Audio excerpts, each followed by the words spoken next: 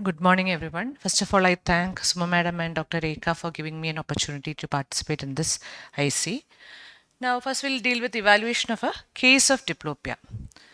So basically, whenever, as Dr. Amrita said, whenever a patient complains of diplopia, you have to evaluate whether the patient is having either monocular or binocular diplopia.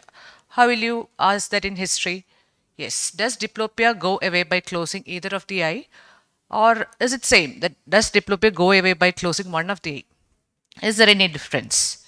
Actually, this is correct. Why? Because if a patient is having monocular diplopia and if the affected eye is closed, then also the patient will say that he or she is not having diplopia. So always you have to ask whether the diplopia, or you have to check whether the diplopia go away by closing one of the eye. Either of the eye. So monocular diplopia, the cause is almost always ocular. And other features are usually diplopia goes away with pinhole. And another important point, as I said, is it persists on occlusion of unaffected eye. Then rare exception of this is cerebral polyopia or diplopia, which is visualization of multiple or double images that persist in each eye with monocular closure or pinhole. It is caused by posterior cerebral lesion. So, even though it is monocular, the cause is cerebral. The causes of monocular diplopia are refractive errors, corneal causes, dry eye, cataract, subluxation, large iridodialis, foria turning to tropia, etc. We'll deal with the example. An 18-year-old female came to her OP with complaints of diplopia, which she noticed for past 1 month. And diplopia disappears when she closes her right eye. So we may think it is a binocular diplopia, but on examination, extraocular movements were full and rest of the anterior and posterior segment examination was within normal limits. And her diplopia charting doesn't look much significant because you can't say which is the most separated point at all. So we did a refraction and you can see the astigmatism in the right eye. And when we prescribed the glasses, her diplopia actually went away. Now, binocular diplopia, the cause is almost always neurological. Again, there is a rare exception where it is reported with a retinal problem in one eye, such as an epiretinal membrane, and due to disruption or dragging of the fovea and macula from their usual location. As a result, a relative misalignment of the fovea and binocular diplopia occurs in the absence of true neurological ocular misalignment. And one clue to this is actually the presence of metamorphopsia with Amsler grid testing. Again, the cause of binocular diplopia is so much, that is supranuclear, nuclear, internuclear, infranuclear, muscular and neuromuscular junction. Today we'll deal with more of supranuclear and nuclear and internuclear causes. The rest will be dealt by the next speaker. Supranuclear causes gaze palsies. The thing is that usually it affects the range of movements symmetrically. So usually visual symptoms like diplopia is usually minimized by the symmetry of the process. The binocular diplopia will occur only when the two eyes are affected differently, just like in INO and 1.5 syndrome, which causes an ocular misalignment.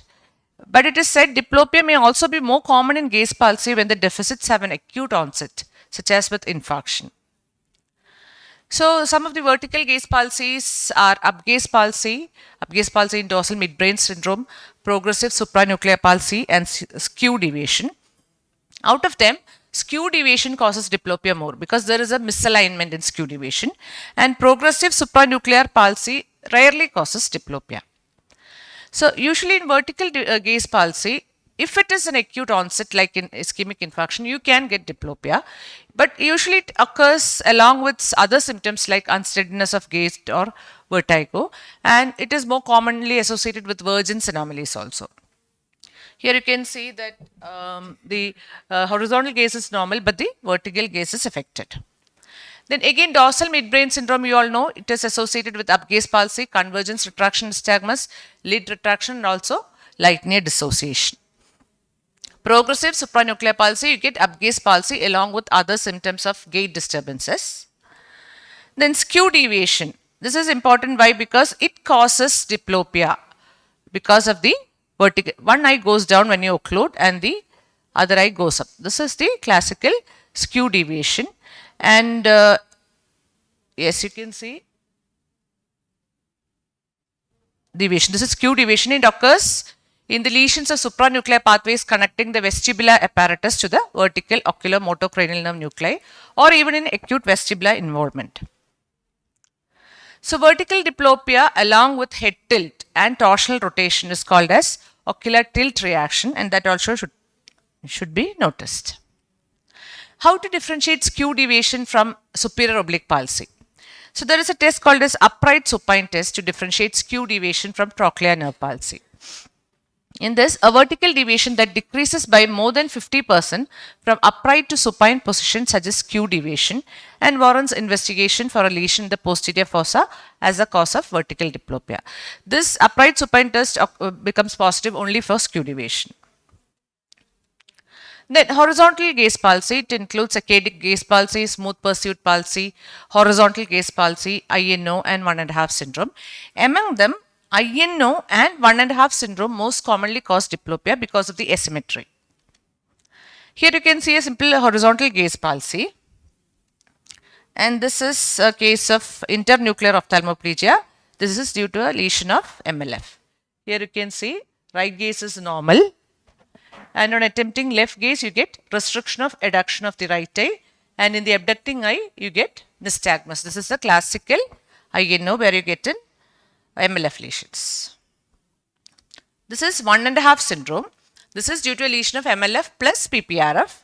Here again you can see difficulty to look towards right, and on attempting left gaze again there is adduction restriction in the right eye, and in abducting eye you get nystagmus.